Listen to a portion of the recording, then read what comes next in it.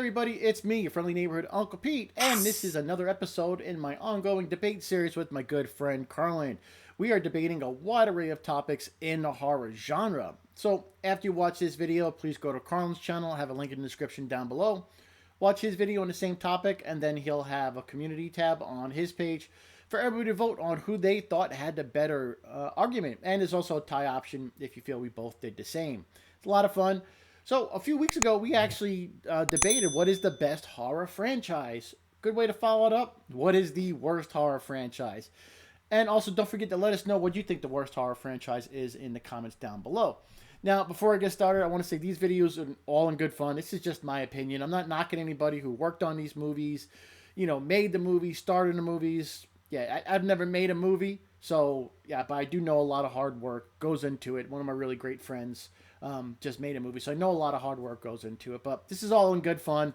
I'm not mad or anybody like that, so yeah, just all in good fun, and that's what these videos are all about. Now, there are a lot of bad horror franchises out there, and I want to think, what is a good, bad franchise that could be the worst? Well, my franchise I selected is Camp Blood. Yeah, that's going to be about right. Now, I only heard about this franchise when my friend Josh from the Movie Timelines channel, he covered his movies, and I watched it on that, and I'll have a card up here on that video, and I was like, wow, some of those look really bad. But how bad could they really be? So I checked some of them out, and I'll admit, some of them are really hard to sit through. Now, there are 12 Camp Blood movies, with the latest being released this year with Camp Blood 666 Part 2, Exorcism of the Clown. I will say the title is probably going to be the best part of that movie. But, don't really get me wrong. I love cheesy horror movies. Most of them are not something you can actually call good. Some are just okay.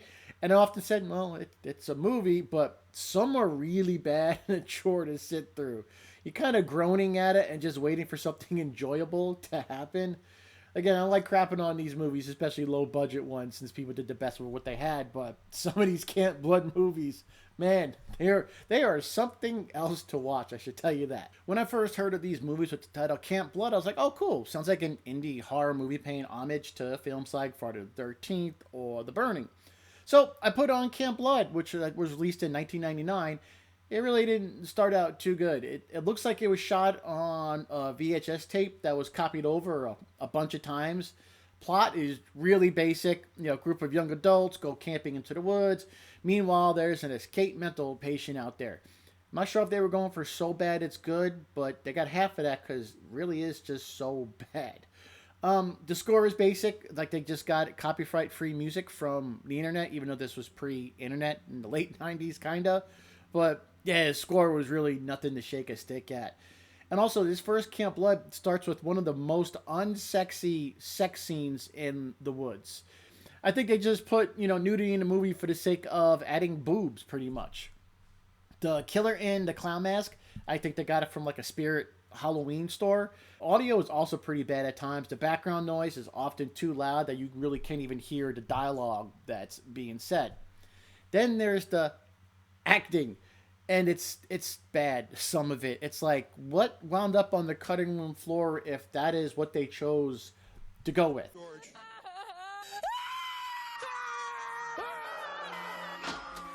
I don't know if they just took one shot takes and okay, that's where we're gonna go, but it's just like, what are you doing today? I don't know what you're doing. I think we should go camping. That is a good idea. I know that may seem a little extreme, but that's kind of what you get from this movie.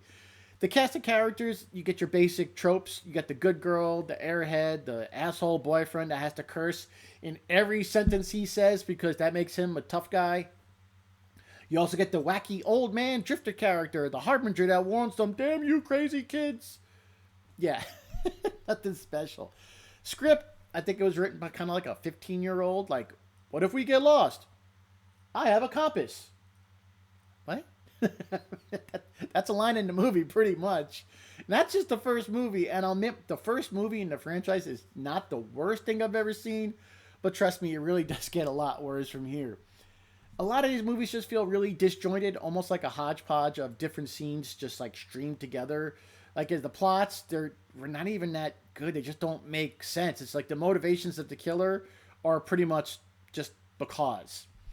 The machetes make a loud swooshing noise when slashed, and then when someone fires a gun, they just kind of like show a flash on the whole screen to signify a shot, since they're probably just using a plastic gun and the person kind of just like jerks their arm like the gun is like the gun is firing. Another problem I have with these movies is the killer changes sizes. At one point, they're the size of a full grown man, like 225 pounds, big beefy guy. And then when the identity was revealed, they shrink about 6 inches and 50 pounds. And now they're a young woman who's probably about 5'8".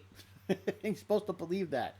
Yeah, a lot of these just don't make sense. In Camp Blood First Slaughter, at one point, it switches to found footage. And I do love found footage movies, but it says the footage is unedited.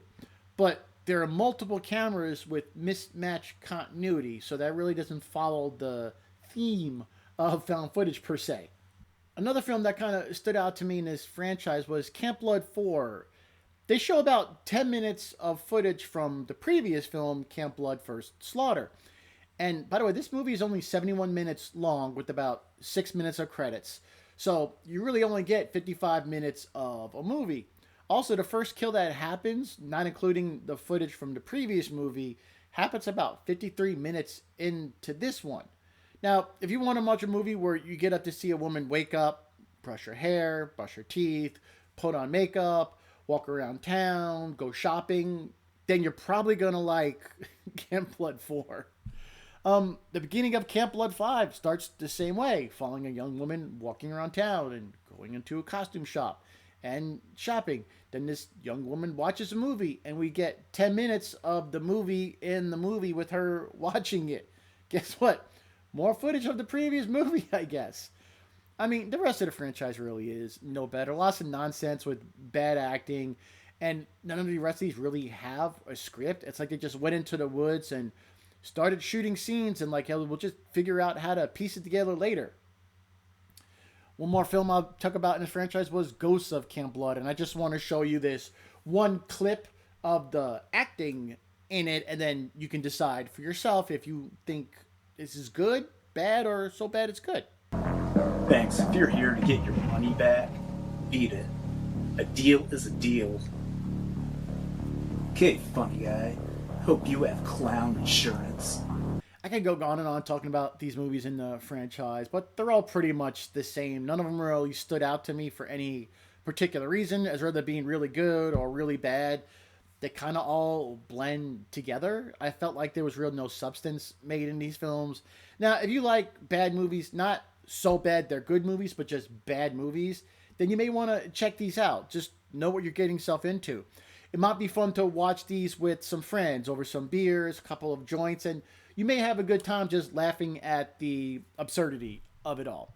But not much else to say. They're not great movies. I just really didn't enjoy any of them. I did chuckle just at the absurdity at what I was watching. I mean, the first one was just, okay. I didn't hate it, but they really kind of go downhill from there. If it was one bad movie fun or even a trilogy, but they just kept making these movies. It's just like, what do you want to do today? Let's make a Camp Blood movie. Okay. Like I said, I've never made a movie. I know a lot of work goes into it, but I really just didn't enjoy these.